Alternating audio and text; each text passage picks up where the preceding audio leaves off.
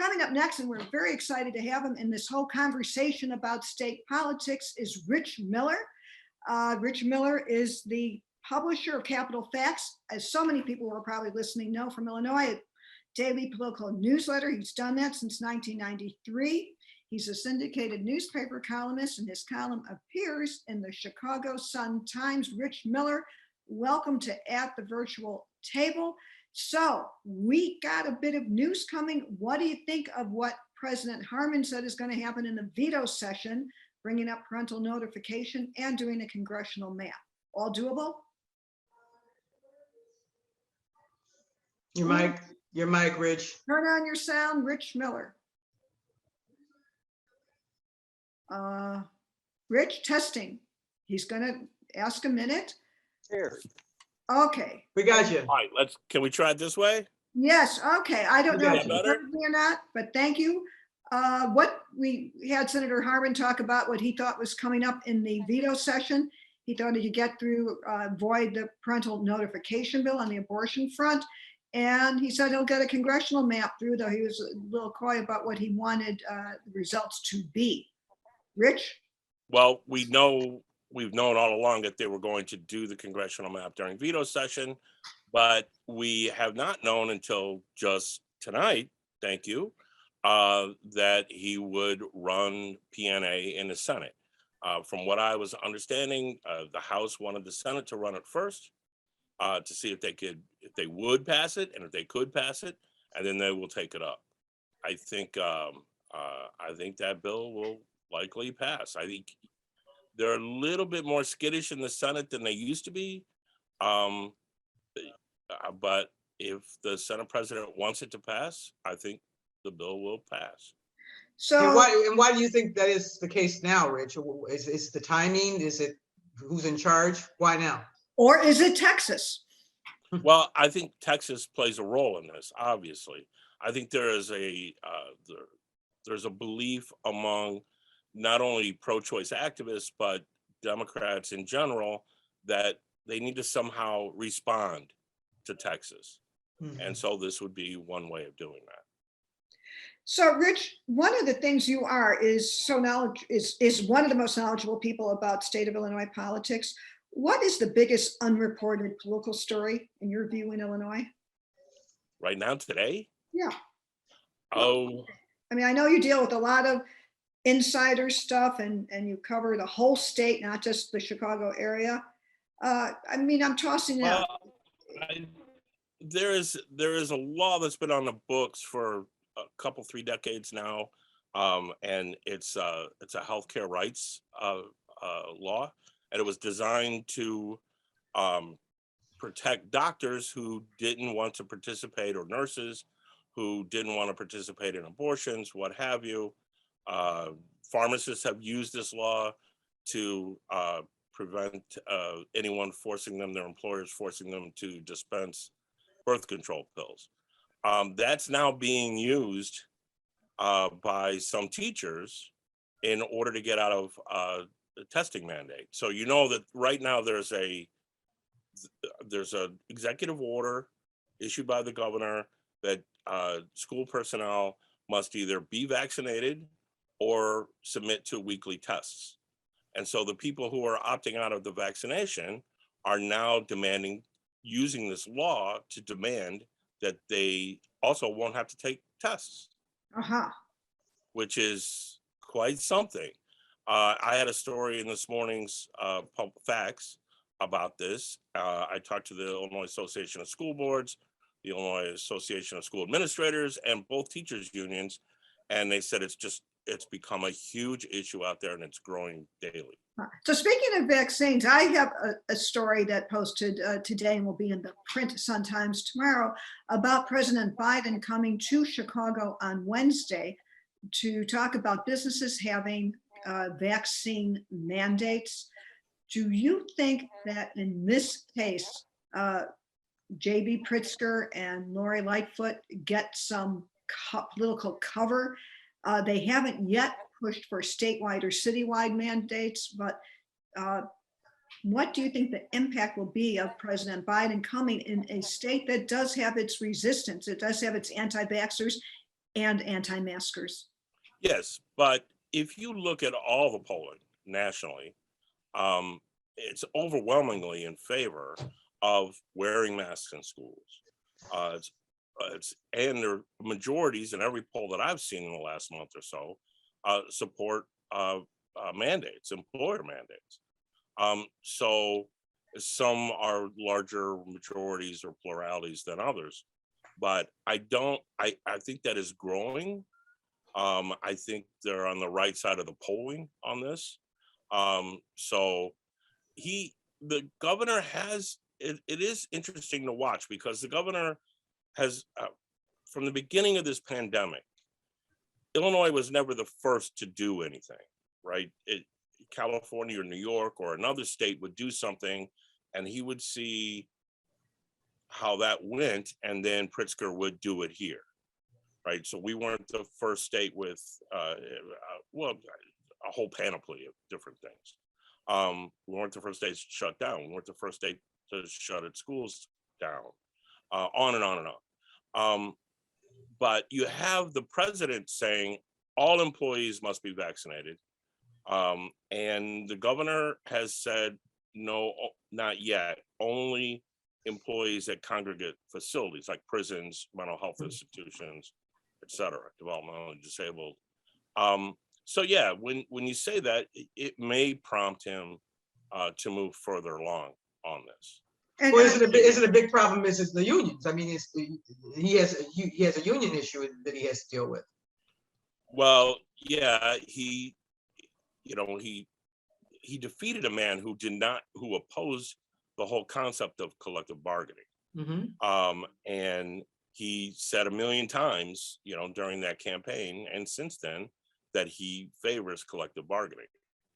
But there's some question as to whether this even needs to be submitted to collective bargaining. I don't think the mayor of the city of Chicago is waiting on the FOP, for instance, No. to come around on on that. I think she said that yesterday, that there will be no delay of the October, I think 15th, October 15th, 15th, right?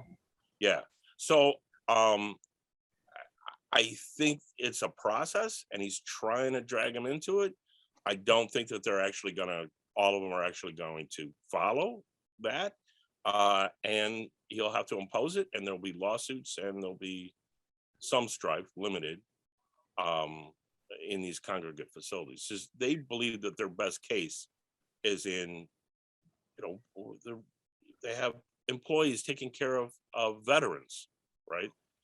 80 years old, right? Who, even though they're vaccinated, almost all of them, the residents, if you're 80, you get a breakthrough case, you can die, or at least be hospitalized.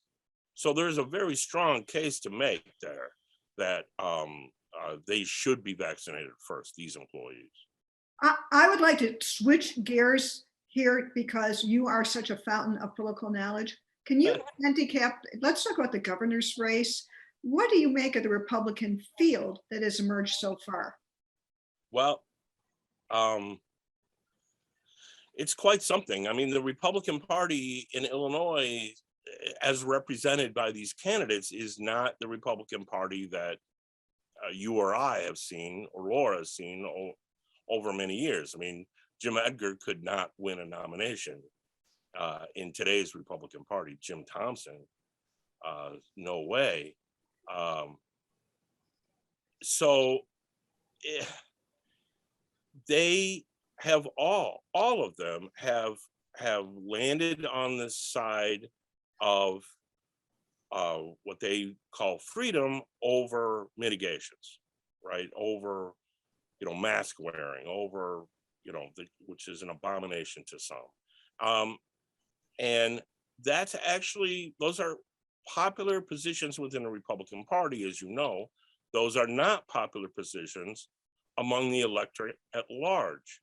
And I have trouble seeing how these folks are going to pivot from the primary in June to November. But Richard, are there folks out there who maybe have not gotten in yet, who are not part of the anti-vaxxer crowd, who might be able to they won't have to pivot because they'll be seen as or positioned as Well, much name more one. moderate? Name one. Well, there's nobody, can there's no anyone- one in, there's no one in yet, but are there people out there that you I know don't- of that are looking at it or that could get in? I mean, if I could talk him into it, Dan Cronin, I think would be a great candidate if he could raise some money. But DuPage County, yeah. I mean, he has management experience. He's a moderate Republican. But could Dan Cronin win the Republican nomination? I don't know. The other thing is, he said that he's taking himself out of consideration for this cycle. So in your analysis, do you think Congressman Rodney Davis, if he gets in for a governor, that's who I hear what's left of the establishment Republicans want? He's kind of repositioned himself to be on the Trump train, but we have two multimillionaires who could put their own money in. You talked about Senator Darren Bailey, who's the Trumpiest out there. What do you think about Rodney Davis getting in? The problem that Congress people have when they run statewide in Illinois is that in Washington, D.C., this is particularly problematic for Republicans the last 20 years. In Washington, D.C., they are considered moderates. But if you look at their voting record, which is moderate in D.C., and you bring it back to Illinois, it can be portrayed as very far to the right. You have a point. Also, Davis has thousands of votes, and the others who are running, except for Bailey, have never held office. Well, that is very true, but those thousands of votes are downstate and are only 1/17th of the state. Right. So I've known Rodney for a long time. I like Rodney. I'm actually coming to you from Taylorville, his hometown. Really? Yeah, visiting a friend and pulled up the computer. And I mean, he's a very likable individual. I mean, I've loved hanging out with him over the years. But he signed on to an amicus brief with the Supreme Court to get rid of Roe v. Wade. And how do you think that's going to play? That is not in a general election. We know how it will play, but in a primary, in a primary, sure, but you got to run in the general then. So is this the point, the conundrum for Illinois Republicans? A moderate could maybe have a chance of winning statewide, but but the moderate can't get there. He can't get to the general. We're taking out Bruce Rauner. You can't do it. I mean, just think even a Peter Fitzgerald, who was more conservative than might not even have been able to win a nomination. I don't know. I just don't know. Bruce Rauner was pro-choice, but he downplayed that, and he had $1 billion, right? When he first ran for governor. And most importantly, he had a really good team, a campaign team that is the best campaign team that any Republican has fielded in this state in a long time. Could we just quickly go through the names? We have about a minute or two left. Rabin, Sullivan, Bailey. Can you just give me one or two words, strength, weakness? Let's start with the newcomer, Sullivan, who is prepared to spend a lot of money for his campaign. He raised a lot of money, but he all from California, right? California millionaire. And his experience in Afghanistan, he has a lot to learn, and he does not have a great campaign team, and he needs to use some of that money to get one. Okay, what about Darren Bailey? Darren Bailey, if he can raise the money, to me is one of the top favorites to win the Republican primary. I think. Actually, I agree with you too, because he can consolidate the Trump vote. What about Paul Schrumpf? A good man, rarely speaks ill of his primary opponents, has not shown yet that he can raise money or put together a campaign. And then Gary Rabin. A man who just says whatever pops into his brain. A lot of it not true. But you know, he has money of his own. He's spending some of it. I guess we'll see. Well, Rich, you said he's like the suburban version, kind of a suburban version of Bailey, Whoa. in that they have a lot of the same positions. I think he's hoping that his suburban residency will resonate over Bailey. I don't know whether that'll happen though, and whether Bailey will even try to compete in the suburbs. Well, Laura, unless you have another question. no, I was just gonna say, money, you bring up money a lot, Rich, and I think that's a big, you said that Bruce Rauner had a billion, but you know, JB Pritzker has a billion on top of a billion, and that's another big hill to climb, right? Well, yeah, but you know, I don't think they did a great job last year on the income tax issue, the constitutional amendment. Right. To be picked up on another show. I hope you will return. For what it's worth, I think the Republican I would keep the closest eye on, because he can create a consolidated base vote, is someone who is not known to most of Northern Illinois, Representative Darren Bailey. Anyway, Rich, wonderful having you on the show. Hope you'll come back sometime. Thanks, Rich. Great to see you. Thanks, Laura. Thank you.